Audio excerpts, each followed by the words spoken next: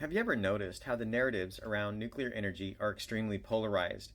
One of the things that I've noticed is that the narrative about nuclear waste tends to be very strangely focused on whether or not you can eat it or put it in your backyard. I mean, obviously, if you're a proponent of solar and wind, you're not asking, well, can I put the waste in your backyard, or can I put the byproducts of all the mining and milling and manufacturing? Can I put all that in your backyard, or can you eat that? That's just silly to ask that, right?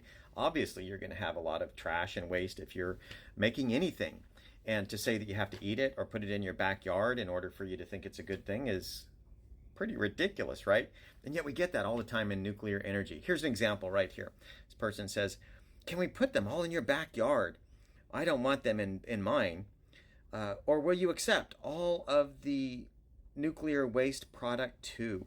And funny thing is that when it comes to nuclear, I actually would be okay with that. I actually used to work at a geological repository for transuranic waste, the waste isolation pilot plant in southeast New Mexico, where plutonium contaminated waste from the weapons programs was it's designed to hold that there, and it's extremely safe. I would have been happy to live on site if it had all the amenities of the city, but it didn't. So I lived in the city and commuted into work. But it's incredibly safe, and the same applies with interim spent nuclear fuel storage. It's incredibly safe.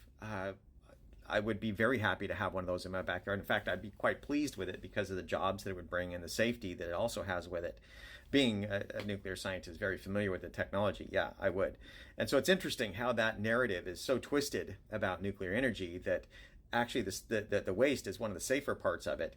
And yet, when you look at waste from other things, that's actually far more problematic in that you really wouldn't want that in your backyard. It really would be something that would be unattractive, and it'd just be so much of it. Anyway, I thought that might help shed some light onto how these narratives are kind of twisting in a very strange way. Anyway, thanks for watching. Have a good day. Bye.